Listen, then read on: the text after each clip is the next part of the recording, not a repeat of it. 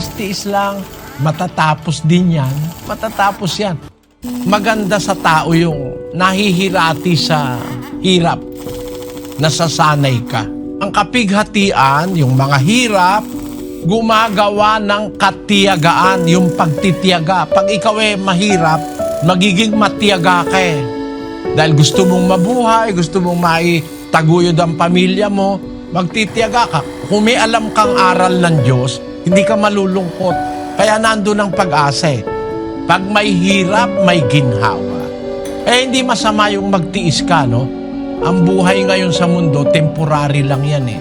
Merong ibang buhay na ipinangako ang Diyos, yun ang buhay na walang hanggan. Kung saan, lahat ng naagrabyado, lahat ng mga inapi, lahat ng mga taong nang hirap, gagantimpalaan naman ng Diyos. Sabi nga ng Kawikaan Tagalog, pagka may tiyaga, may nilaga. Yon. Pag may hirap, may ginhawa. Hindi masama yung magtiis ka, no? At huwag kang maiinggit, kapatid, doon sa mga mayayaman, sa kanila lahat ng mga conveniences in life. Pansamantala lang yon, kapatid. Basahin natin ang 6, versikulo 20 ng Lucas. At itiningin niya ang kanyang mga mata sa kanyang mga alagad at sinabi, "Mapapalad kayong mga dukha, sapagkat inyo ang kaharian ng Diyos. Mapapalad kayong nangagugutom ngayon, sapagkat kayo'y bubusugin.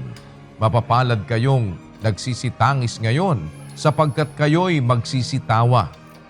Mapapalad kayo kung kayo'y kapuotan ng mga tao, at kung kayo'y ihiwalay nila, at kayo'y alimurahin, at itakwil ang inyong pangalan na tila masasama dahil sa anak ng tao.